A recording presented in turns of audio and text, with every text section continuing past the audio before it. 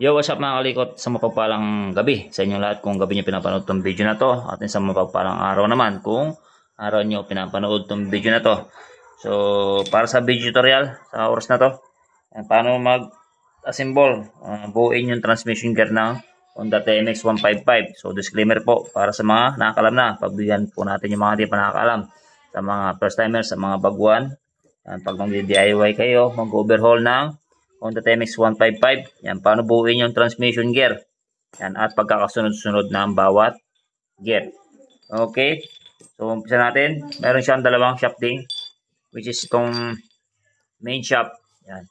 Naka-built-in dito yung first gear or primera. Yan. Tapos, ito yung counter shaft natin na kung saan dito natin kinakabit or dito sinasalpak yung engine sprocket. Yung malit na sprocket natin motorsiklo, okay?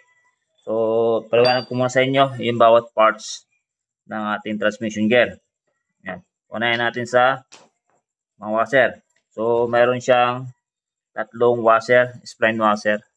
Yan. So, pare-parehas yung size nito.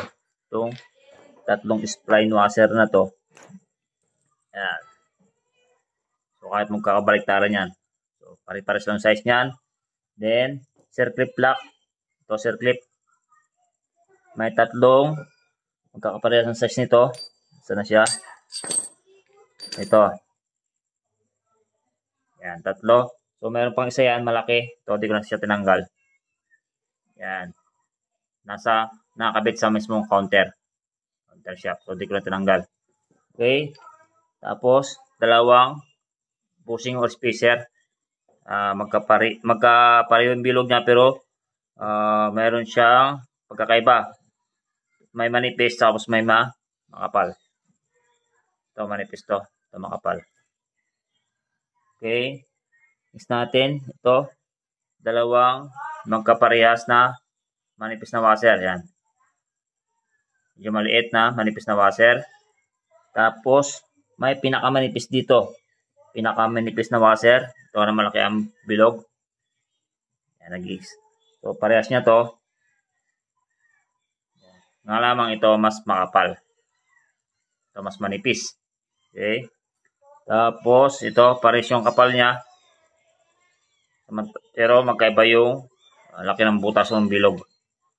Tapos, washer na malaki, nag-iisa lang ito mga kalikot. Tapos, itong washer na to, maliit. Nag-iisa lang din to. Okay. Pasa natin dito sa ating main shaft. Main shaft. Yan. Lumalabo yata ang camera. So, naka-built-in na yung ating primera first gear.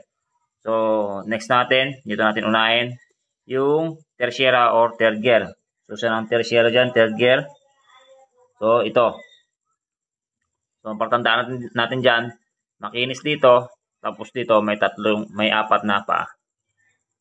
Yan yung third gear or tertiary. O, yan, pasok. Next natin, spline washer. Yan, may tatlong spline washer to, di ba? Ito na, yung isang spline washer. Ito. Spline washer. Yan. So, naka-pre-wheel lang. Yan, pre-wheel lang ang tertiary. Third gear. Next, after ng spline washer, yan, isang circlip lock. So, ilagay natin circlip lock.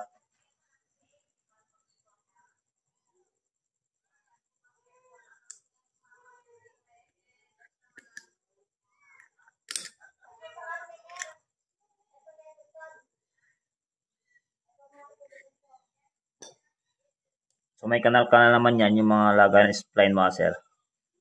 Ilagay lang natin sa mismong kanal-kanal niya.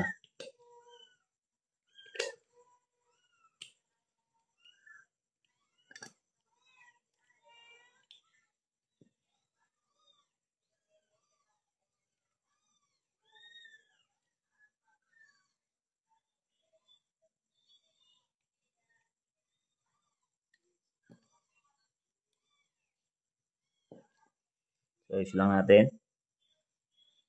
Yan. Okay. Next natin, after nung circlip lock, Next natin is yung, yan, kanya, naka-pre-wheel yan. Next natin, fourth gear or kwarta. Yan. Kwarta, fourth gear. So, ito. So, meron siyang apat na paa dito. Tapos, apat na paa din dito. Okay. So, pag ano ang pasok niya mga likot, pag ganon. So, yung may kanal, paharap sa dito. So, may paa din. Yan. Okay. Next natin, circle block uli. Dito natin sila lagay. Yan. Isang circle block.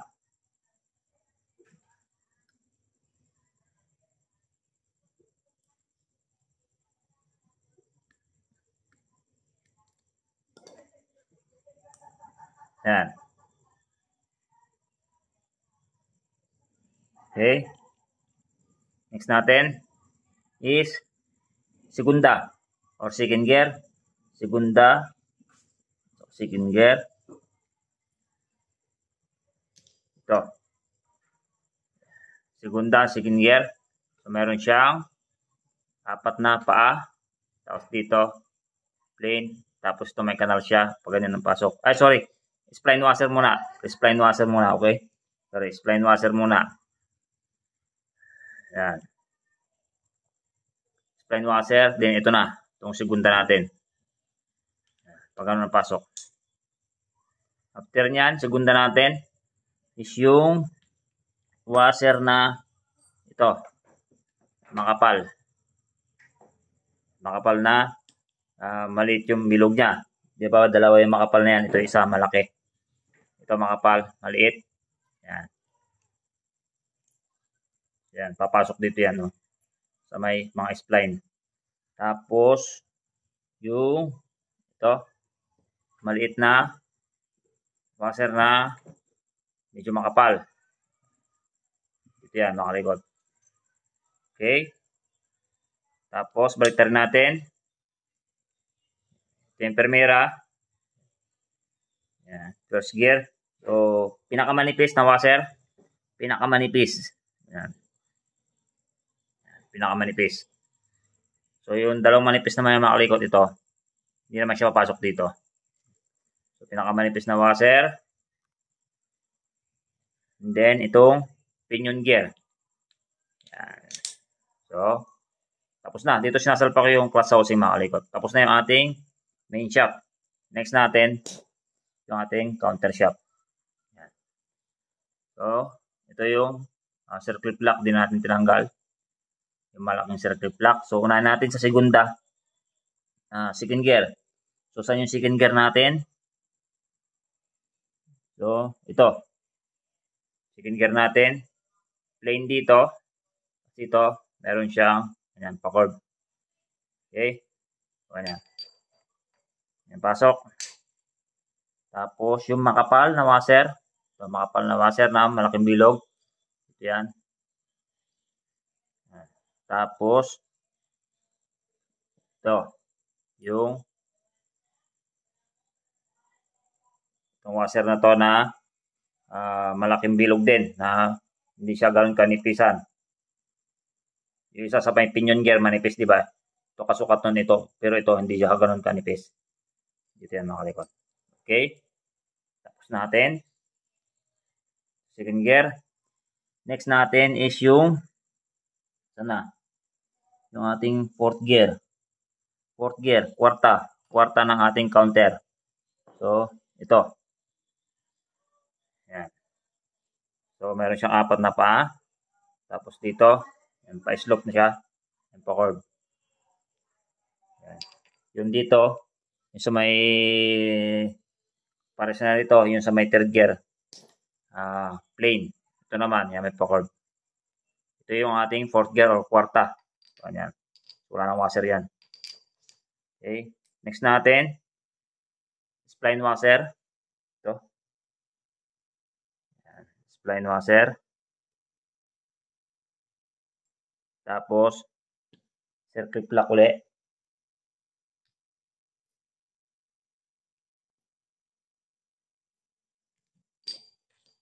Lagyan natin yung circle block.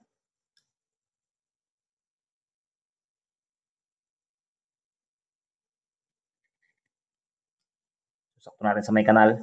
Yun.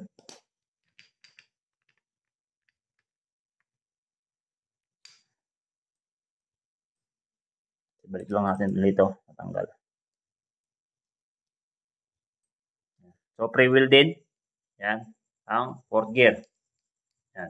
Next natin, yung tertiary or third gear counter. Yan. So, ang pasok nito, ganyan. Yung 4 na pasalubong sa may ating 4th gear.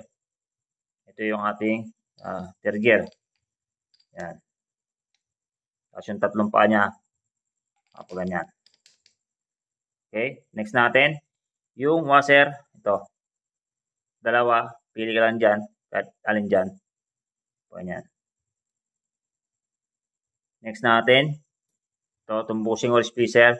So, pagka mali yung pasok mo, mali yung nailagay mo rito sa una, hindi papasok itong ating first gear. Ito, first gear natin to. So, ito, pag pinasok, nilagay natin itong isa, hindi siya papasok. So, palitan lang natin. Yan. Tapos, next natin to. First gear or primera. Yan. Next natin, washer uli. Ito. Ganyan pasok. Yan, ito na. Bushing or spacer. Yan. Next natin, idle gear. So, idle gear, partner or kapares ng ating kickstarter gear. Yan. So, kapag pinihit nyo tong idle gear, may sumasayad, so baliktarin nyo lang. Yan. Yan. So, makikita nyo may kunting space siya dito sa ating first gear. So, yung kanina, o ganyan, masyado siya nakadikit. So, baliktarin nyo lang mga kalikot. Okay. Then, last one, yung malapad na ito, malaking washer. So, ganun lang mga kalikot, magka-symbol. Yan, magka-range. Yung pagkakasunod-sunod ng bawat transmission gear ng ating Honda TMX 155. So, ang plastada niyan is okay na mga kalikot. So, ito. Okay na.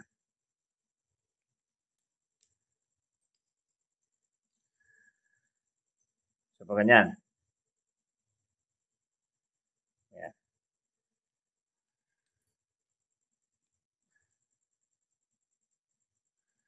Pag ganyan, pwesto niya mga kalikot. Yan. So, idle gear. Yan. Ang kapasitas niyan sa ating main shop is itong pinion gear. Tapos ito sa primera counter, yun yung primera sa main. Tapos ito, third gear sa counter, ito yung third gear, yan, sa ating main shop. Tapos ito, fourth gear counter, ito yung fourth gear or kwarta sa main shop. Tapos ito, segunda sa ating counter, ito yung segunda sa main shop. So yun lang mga kalikot, sana makatulong tong video na to sa mga magdi-DIY, mag-overhaul, mag-assemble ng transmission ng kanilang Honda TMX 155. Okay? Thank you.